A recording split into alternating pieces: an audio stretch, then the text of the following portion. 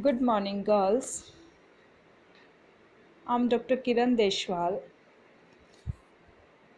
again with a new lecture. And in this video lecture, we will read the story My Beloved Charioteer, composed by Shashi Deshpande. Before starting, let me introduce you people with our author. Shashi Deshpande is amongst the foremost Indian women writers in English today. Shashi Deshpande was born in 1938. She writes both short stories and novels about family life and women's concern in middle class Indian society. So, she writes short stories and novels, and the theme of her short stories and novels is family life and women's concern. She is a feminist writer. She writes about the issues and problems faced by women in Indian middle class India middle class society. Her work focuses the reader's attention on problems and issues that are immediately recognizable because India is a country where middle class women are educated and they face similar problems. That's why the concern which she talks about in her writing can be recognized immediately. She writes about dysfunctional families, means passive families, inactive families, embittered mother-daughter relationships. If there is some tiff fight between mother-daughter relationship, she talks about that.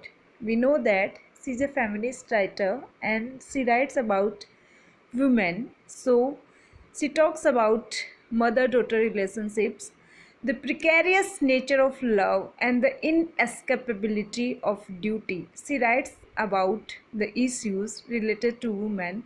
So women are emotional, so they fell in love, and this precarious nature of love binds them with their duty from which they can't escape. So, she talks about the inescapability of duty in marriage life.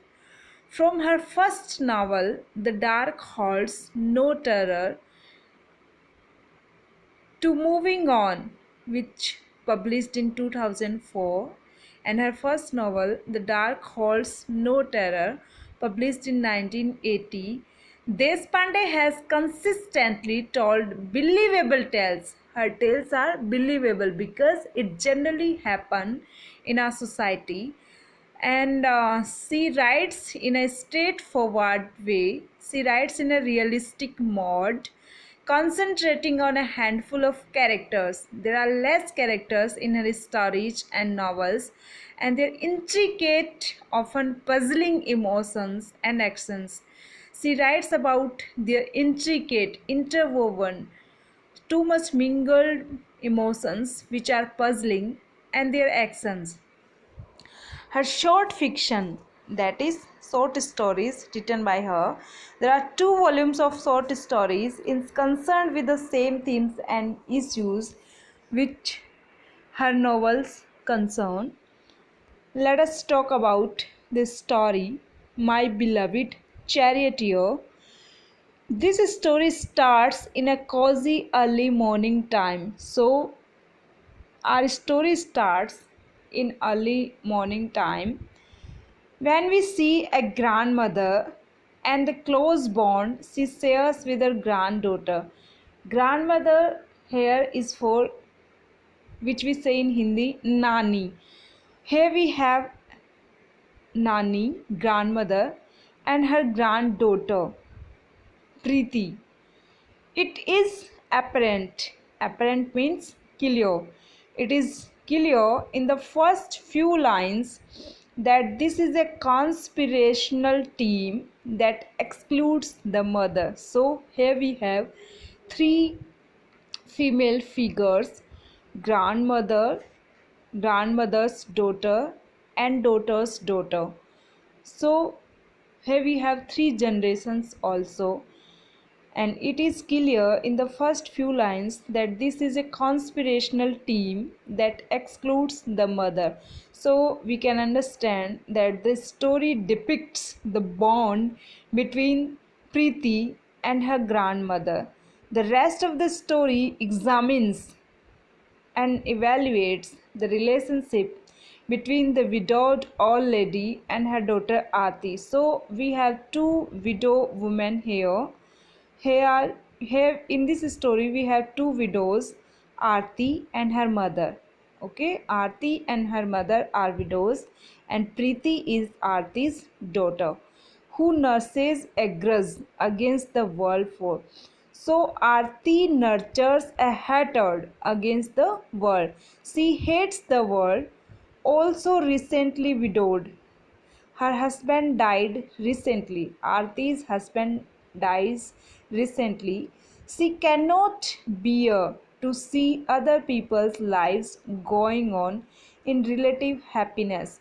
So she she had lost her husband, and she is unable to bear that reality.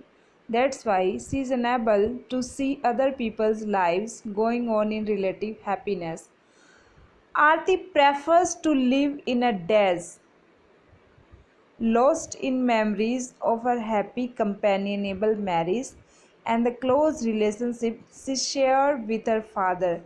So, she prefers to live in a daze, lost in memories of her happy companionable marriage. She always keeps on remembering her married life and the close relationship she shared with her father. Her relationship with her mother has always been perfunctory and distant, and Deshpande uses this device to examine the many relationships within the story. Her Aarti's relationship with her mother is very mechanical, it's very formal. There is no affection, there is no uh, they are not so close that they can share their grief or their feelings. The two mother daughter relations we have in this story, Aarti and Aarti's daughter Preeti, grandmother and grandmother's daughter Aarti.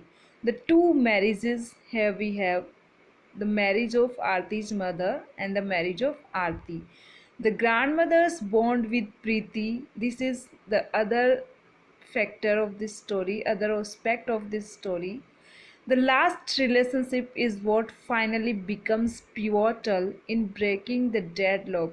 The last relationship, which is grandmother's and Preeti's relationship, is the major relationship which breaks the deadlock, which works as a breaker within the family when the grandmother is spurred on to demonstrate to Aarti the necessity of letting people go by revealing the facts of her stifling marriage.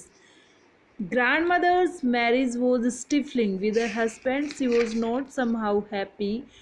She always felt suffocated. So she invokes Aarti to let the painful moment go. She wants to teach her daughter that you should live your life happily again. You are ruining or destroying your life in the memories of your husband and your father. You are wasting your life in the memories of those who are not alive. In this way, you are ignoring the alive people. So, you should learn to live in coexistence with love and affection with the people who cares for you. Indirectly, she wants to say that Aarti should forget her father and her husband because they are no more. They have passed away. They are not in this world. and she should pay attention on the happiness of Preeti and her mother. So we will see in our next video what happens in the story. Thanks for watching.